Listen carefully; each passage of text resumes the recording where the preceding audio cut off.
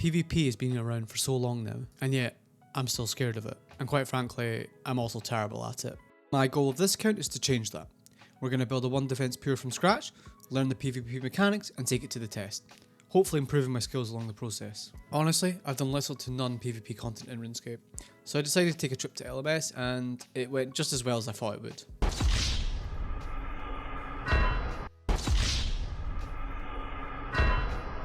Can't even bring myself to put in the full clips, and honestly I struggled to even get a kill. At one point it got so bad that this guy decided to stop attacking me and then started to give me pointers. Most of this went over my head, but honestly fair play to this guy.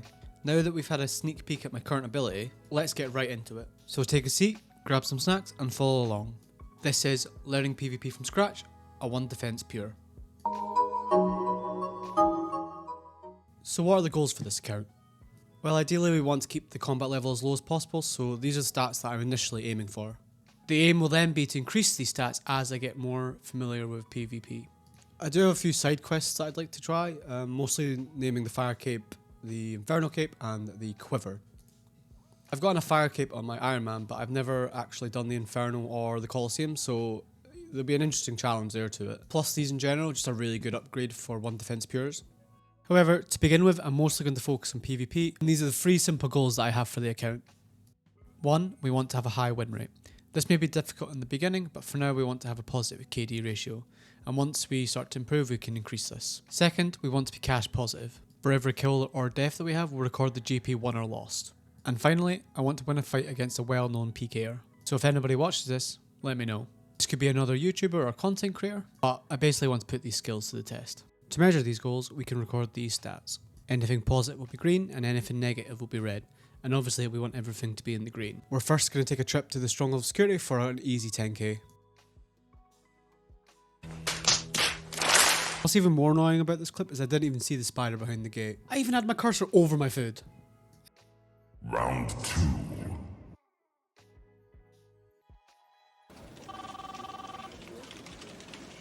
Jesus Christ. That's Jason Bourne. Okay, second time lucky and we managed to get our 10k. I've got an idea to get a little bit more GP, so I'm going to head over to the Grand Exchange. And here goes the first method. Obviously this didn't work, however this guy showed up. Look, don't judge me here. What is actually going on here? What? Some people have way too much time on their hands. Now I bet you're actually wondering, was this worth it? Of course it was. Wow, this is taking a turn of events. Honestly, that's such an easy 500k, but I feel like I've lost my dignity. But 500k is 500k. There is an easier way to make a lot more money, and that's by simply selling a bond. Look, don't judge me, it's just time and efficiency. This is just going to allow us to do quests and level up much quicker. And then once we start to PK, we'll already have money for supplies and gear. The first thing we're going to do is take some Dragon Bones to the Chaos Altar. This is just a really quick way of leveling up prayer. And because we're level 3, it means somebody around the level 45 mark maximum can kill us. Which, if that happens, then fair play. If you're going to do this, remember to take GP to unload your bones. I forgot, so now I'm going to have to take another trip back. This should be the last inventory to get 43 prayer. I aimed for 43 prayer just so I could get the overheads, as this will help with some quests and some of the side quests that I'd set. And in general, PKing in the wilderness. Probably have to come back here just to get smite, but that'll be later down the line. And that's 43 prayer, which didn't take any time at all. Although it's not cheap, it did cost me around 335,730 GP in total. I'm now going to fire through some quests to get some easy levels. This is a list of all the quests that I've done and the order that I've done them in. I first want to get 13 magic just to get Fire Strike, as it pretty much slaps early game. First we'll do Witch's Potion, which gets us to level 4. And then we'll do Imp Catcher to get to level 10. To get the 3 remaining levels, we're just going to enchant some Sapphire Rings.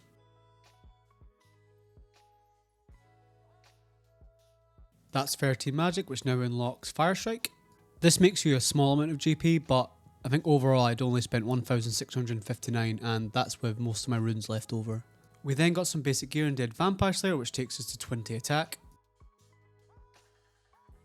Tree Gnome Village was the next quest, which gets us from 20 attack to 31 attack. The Waterfall quest gets us to 30 strength and 37 attack. and that's Death Plateau complete. This takes us from 37 attack to 38 attack, however it does let us unlock the climbing boots, which is probably going to be our best in slot for a while. We then completed Fight Arena, which takes us from 38 attack to 41. The next quest that I was going to do is the Grand Tree, but I need to get 25 agility first. However, this is boostable, so we can get to level 20 agility and then boost it to 25 with a summer pie. So we did 37 laps on the Drainer Village rooftop to get 20 agility. Now that we can boost our agility to 25, we did the Grand Tree, which takes us from 41 attack to 45. And this should be the last quest that we do for attack XP. One of the quick and easy ways to train range is with a Dwarf multi-cannon, so we did the Dwarf cannon to unlock this. We had to return this boy's lost ball for Witch's House, which took us from 13 HP to 25. While this isn't essential for a PK build, we are going to do Animal Magnetism to get the Ava device. So first we need to do the Restless Ghost, then Ernest the Chicken, and then Priest and Pearl. Then we did everyone's favourite mini-quest, the Natural History Quiz, and this gets us from level 1 Slayer to level 9. For some more Slayer XP, we did a Portion of Interest, which gets us to level 13 Slayer. I don't actually think I need to do Gertrude's Cat, I just somehow did it anyway. We had a wee balloon party, which then completes Monk's Friend, and that gives us 2000 woodcutting XP, taking us to 13 woodcutting. As one of the requirements for Animal Magnetism is 30 range, I decided to just go straight to 45 using a Dwarf multi-cannon against ogres. This is pretty AFK and it doesn't really take too long. This also unlocks Chinchompas, which means we can do chinning. We then cut opals to 19 crafting, which is another requirement for Animal Magnetism. This probably isn't the most efficient method, but from 13 woodcutting to 35, I decided just to AFK. To get 18 Slayer, I did a few Slayer tasks, and if you have any tasks that you can use a Dwarf multi-cannon on, this is pretty quick XP, and reasonably AFK. With 18 Slayer, we now met all the requirements for Animal Magnetism. Somehow I forgot to record myself doing the quest, so here is a lovely screenshot. I've never actually done chinning before, so this took me quite a while to get used to. Also, I didn't actually realise if you died that you lose all your chins. And let's just say I had quite a few on me. And seeing as I like losing Chinchompas, for every new subscriber I will release one into the wild. Because this wasn't all that AFK, I decided to unlock Fossil Island by doing Bon Voyage, which requires 100 kudos and the completion of the dig site. Of course, dig site has a few requirements, such as 10 agility, 10 herblore, and 25 thieving. To unlock herblore, we need to do Druid Ritual, which takes us to free herblore. To get herblore to level 10, we can just make some attack potions. Finally, to get 25 thieving, we can just steal from the baker's stall. Quite surprised this business is still open, the amount it gets robbed. Now that we have all the requirements, we can complete the dig site. Although we still need 100 kudos to be able to do Bon Voyage. The way that I did this is by doing all of the unclean finds. You do get a total of 28 kudos from doing the Natural History Quiz. And you can also get more kudos by doing quests and speaking to the historian on the first floor of the museum. After all the quests that I've currently done, I still need to do another 3 to be able to get 100. The first quest is Rune Mysteries. The second is the Observatory quest. And finally the last one is Hazel Cult. We can now complete Bon Voyage, which gives us access to Fossil Island, and this is where I usually do my AFK training at Sand Crabs. And for the final quest we did Mountain Daughter. This isn't really required for a PvP build, but it does unlock the Bearhead, which I think is our best in slot for quite a while. We then trained range to level 65. We then got to level 73 chinning. I am wondering if I should just continue to 75 range, as it won't have an effect on my combat level. Let me know what you think in the comments. We then did some more Sand Crabs to train attack to level 50, which unlocks us the Granite Mall. And finally we got 60 strength doing this as well. Next we wanted to do Horror from the Deep. This requires 35 agility and the completion of Alfred Grimhand's bar crawl. So first we went round RuneScape's finest bars. We then did a few more laps at Drainer Village rooftop to get 30 agility, and then we can boost to 35 using a summer pie again. And finally we completed Horror from the Deep. This allows us to equip a god book in our offhand.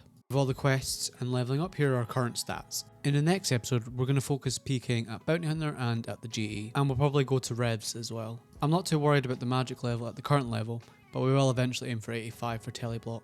I think this would take us to around 62 combat level. Here's the gear we are roughly going to start with. I want to keep it relatively cheap to begin with, and once we see improvements, we can risk more. If you have any other suggestions, let me know. In the next episode, we're going to go over the PvP mechanics, and we're just going to have some fun with it. So follow along for the journey, and I'll catch you in the next one.